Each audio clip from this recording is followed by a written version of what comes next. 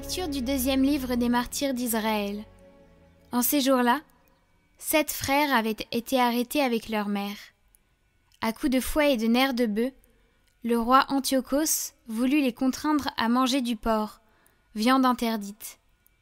Leur mère fut particulièrement admirable et digne d'une illustre mémoire. Voyant mourir ses 7 fils dans l'espace d'un seul jour, elle le supporta vaillamment, parce qu'elle avait mis son espérance dans le Seigneur. Elle exhortait chacun d'eux dans la langue de ses pères. Cette femme héroïque leur parlait avec un courage viril. « Je suis incapable de dire comment vous vous êtes formés dans mes entrailles. Ce n'est pas moi qui vous ai donné l'esprit et la vie, qui ai organisé les éléments dont chacun de vous est composé. C'est le Créateur du monde, qui façonne l'enfant à l'origine, qui préside à l'origine de toutes choses. Et c'est lui qui, dans sa miséricorde, vous rendra l'esprit et la vie, parce que, pour l'amour de ses lois, vous méprisez maintenant votre propre existence. » Antiochos s'imagina qu'on le méprisait, et soupçonna que ce discours contenait des insultes.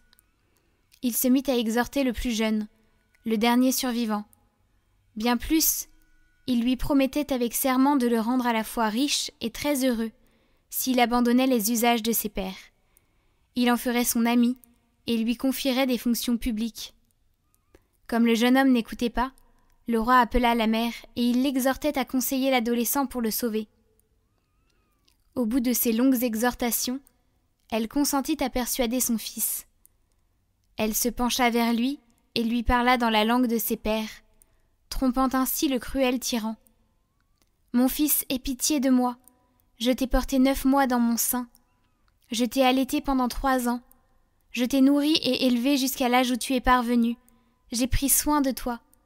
Je t'en conjure, mon enfant, regarde le ciel et la terre avec tout ce qu'ils contiennent. Sache que Dieu a fait tout cela de rien, et que la race des hommes est née de la même manière. Ne crains pas ce bourreau. Montre-toi digne de tes frères et accepte la mort, afin que je te retrouve avec eux au jour de la miséricorde. » Lorsqu'elle eut fini de parler, le jeune homme déclara : « Qu'attendez-vous ? Je n'obéis pas à l'ordre du roi, mais j'écoute l'ordre de la loi, donnée à nos pères par Moïse. Et toi qui as inventé toutes sortes de mauvais traitements contre les Hébreux, tu n'échapperas pas à la main de Dieu. »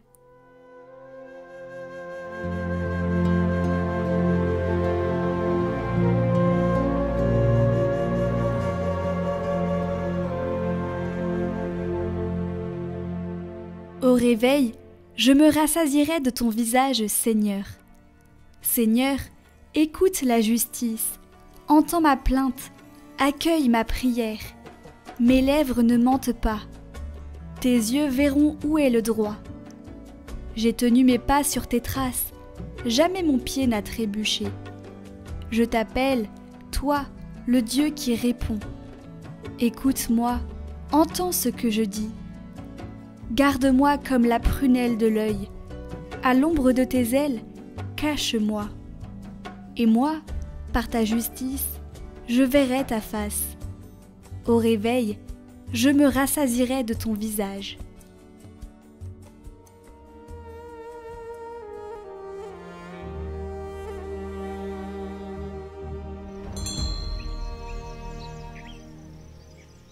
Évangile de Jésus-Christ selon saint Luc.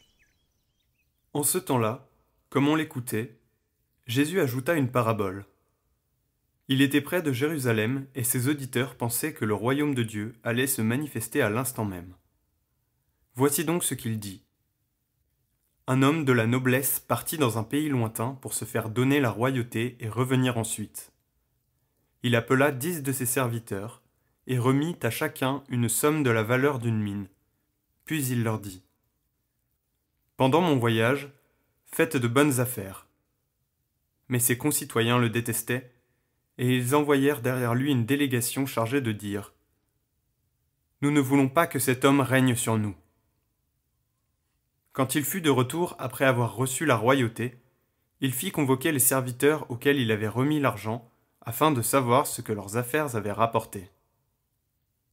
Le premier se présenta et dit : « Seigneur, la somme que tu m'avais remise a été multipliée par 10. » Le roi lui déclara : « Très bien, bon serviteur. Puisque tu as été fidèle en si peu de choses, reçois l'autorité sur 10 villes. » Le second vint dire, « La somme que tu m'avais remise, Seigneur, a été multipliée par 5. » À celui-là encore, le roi dit, « Toi, de même, sois à la tête de 5 villes. » Le dernier vint dire, « Seigneur, voici la somme que tu m'avais remise, je l'ai gardée enveloppée dans un linge. En effet, j'avais peur de toi, car tu es un homme exigeant. Tu retires ce dont tu n'as pas mis en dépôt, tu moissonnes ce que tu n'as pas semé. » Le roi lui déclara, « Je vais te juger sur tes paroles, serviteur mauvais. Tu savais que je suis un homme exigeant, que je retire ce que je n'ai pas mis en dépôt, que je moissonne ce que je n'ai pas semé. Alors pourquoi n'as-tu pas mis mon argent à la banque? À mon arrivée, je l'aurais reprise avec les intérêts. » Et le roi dit à ceux qui étaient là, « Retirez-lui cette somme et donnez-la à celui qui a 10 fois plus. » On lui dit, « Seigneur, il a 10 fois plus. » « Je vous le déclare, on donnera à celui qui a, mais celui qui n'a rien se verra enlever même ce qu'il a. Quant à mes ennemis, ceux qui n'ont pas voulu que je règne sur eux, amenez-les ici, et égorgez-les devant moi. » Après avoir ainsi parlé, Jésus partit en avant pour monter à Jérusalem.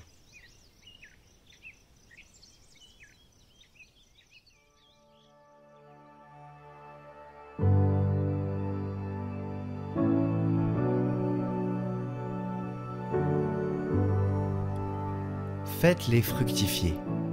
Je voudrais m'arrêter aujourd'hui sur la question de l'environnement, comme j'ai déjà eu l'occasion de le faire en diverses occasions.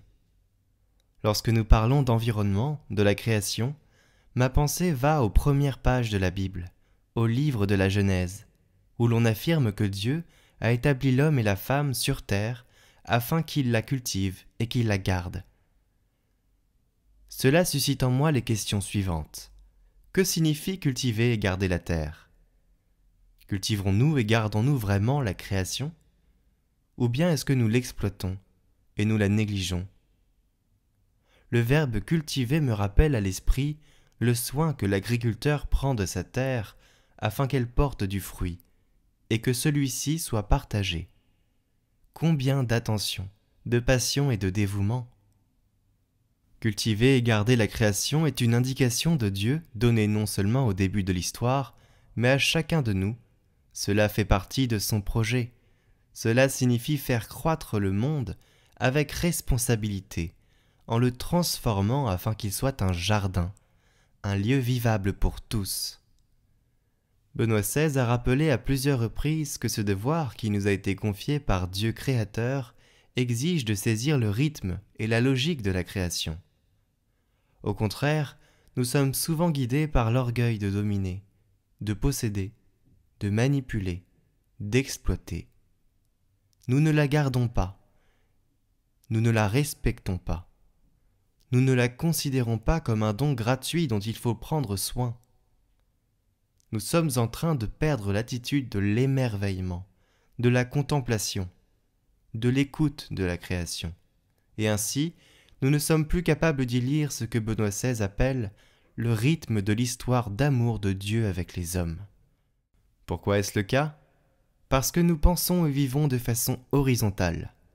Nous nous sommes éloignés de Dieu, nous ne lisons pas ses signes.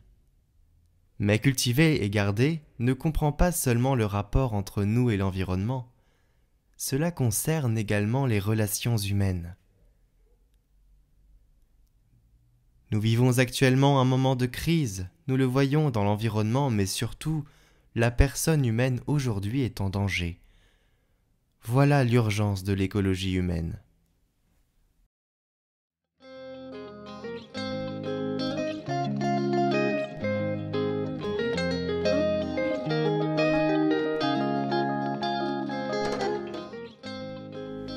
Dieu Tout-Puissant, qui est présent dans tout l'univers et dans la plus petite de tes créatures, toi qui entoures de ta tendresse tout ce qui existe, répands sur nous la force de ton amour pour que nous protégions la vie et la beauté. Inonde-nous de paix pour que nous vivions comme frères et sœurs sans causer de dommages à personne. ô Dieu des pauvres, aide-nous à secourir les abandonnés et les oubliés de cette terre qui valent tant à tes yeux.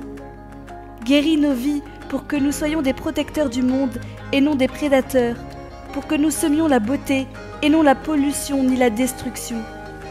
Touche les cœurs de ceux qui cherchent seulement des profits aux dépens de la terre et des pauvres. Apprends-nous à découvrir la valeur de chaque chose, à contempler, émerveiller, à reconnaître que nous sommes profondément unis à toutes les créatures sur notre chemin vers ta lumière infinie. Merci parce que tu es avec nous tous les jours. Soutiens-nous, nous t'en prions, dans notre lutte pour la justice, l'amour et la paix.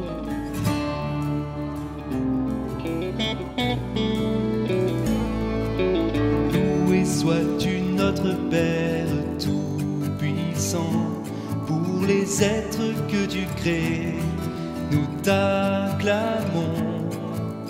Ta présence les remplit à chaque instant, nos yeux voient tous tes bienfaits, grand est ton nom.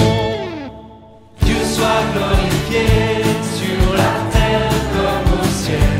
L'univers est un appel à te magnifier. Tout parle de toi et nous voyons ta beauté.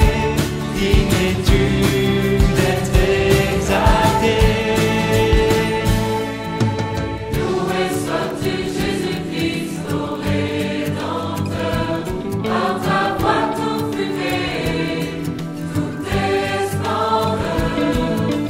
Tu as habité la terre pour l'aimer. Par ton sang tout accompli, viens nous sauver. Dieu soit glorifié sur la terre comme au ciel. L'univers est un appel à te magnifier. Tout parle de toi et nous voyons ta beauté. Digne es-tu d'être exalté. Dieu vivant, tu es 3 fois saint. Montre-nous comment servir ce monde. Fais de nous des témoins de paix. Garde-nous de toute indifférence. Tous les pauvres et la terre crient, saisis-nous de lumière et de force. Pour garder toute vie saintée, Dieu Seigneur, que règne ta justice. Dieu soit glorifié sur la terre comme au ciel. L'univers est un appel à te magnifier. Tout parle de toi et nous voyons ta beauté. Digne es-tu d'être exalté.